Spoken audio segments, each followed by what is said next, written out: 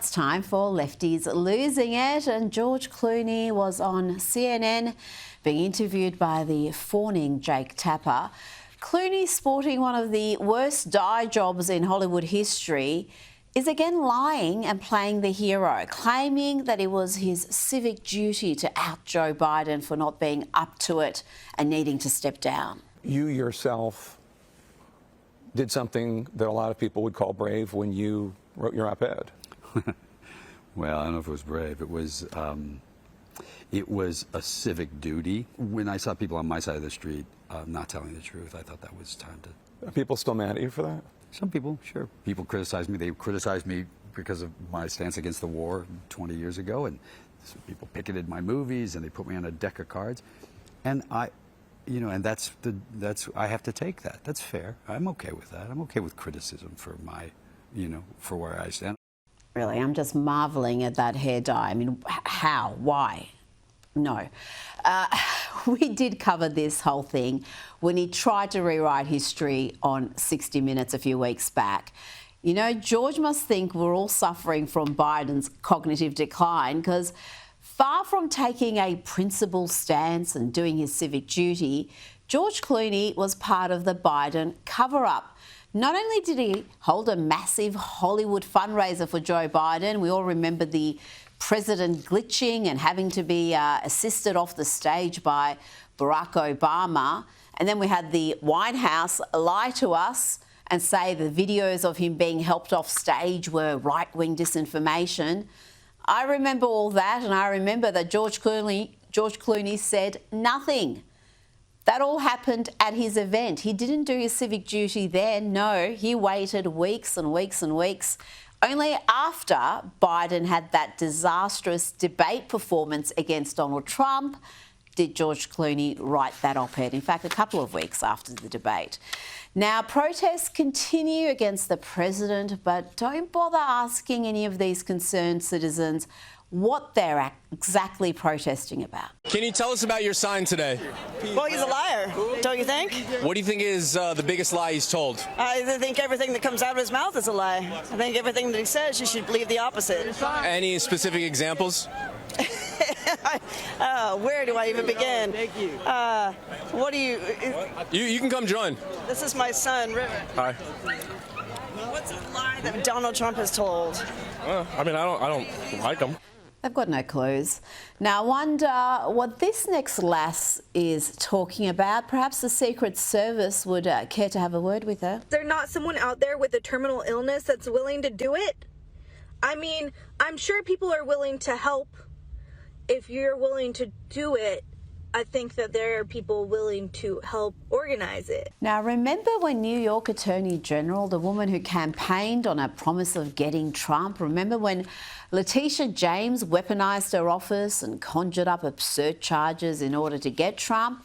She claims no one is above the law. Stand up and enforce the rule of law. The President of these United States is not above the law. No matter how rich, powerful, or politically connected you are, everyone must play by the same rules. You were saying? The Federal Housing Finance Agency has sent a criminal referral to the DOJ accusing James of mortgage fraud. In a letter to Attorney General Pam Bondi, Director Bill Pulte says James appears to have falsified records in order to meet certain lending requirements and receive favorable loan terms. He cited a property in Virginia that she's allegedly claimed as her principal residence. As a New York elected official, she had to say that her principal residence was in New York. This was an out-of-state residence. But also, they claim that in some of these forms, she actually states that her father is her husband in order to file as a married couple. Oh dear, looks like the karma bus has come for Letitia, and maybe she knew it was coming, because watch here at the National Action Network 2025 convention early this month. She looks nervous. She's unraveling. My mission is clear. I'm focused. I'm prepared. I'm ready. I've been trained by the best. I went to Howard University. I'm not afraid of no president. Donald Trump, we're ready for you. We're coming for you. We're standing up for you. We're fighting on. We're not going down silent. Victory, my friends, is clear. It's now. And I'm not waiting 4 years. I'm waiting 2 until a speaker by the name of Hakeem Jeffries comes to bring us some rest. Come on, ladies. It's up to us. We saved this democracy before. We'll save it now. Let's go. Joining me now is host of Sarah Gonzalez Unfiltered on Blaze TV and VP of Texas Family Project. Sarah, what can you tell me about the allegations against Letitia James?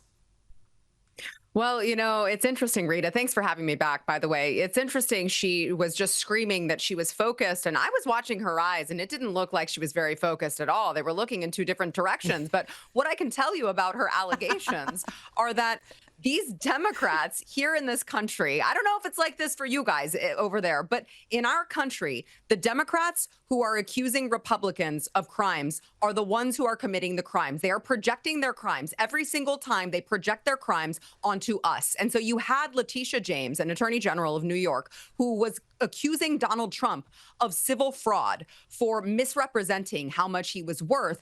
And then Letitia James herself gets accused of misrepresenting for a loan.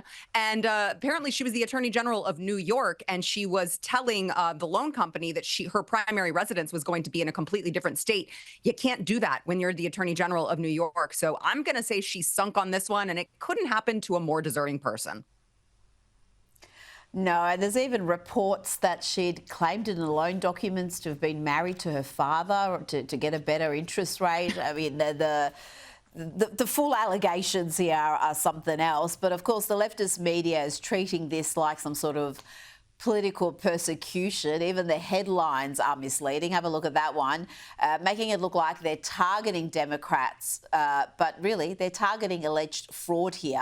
And unlike Letitia James, they're not trying to create cases out of thin air. I mean, her case against Donald Trump was just really out there.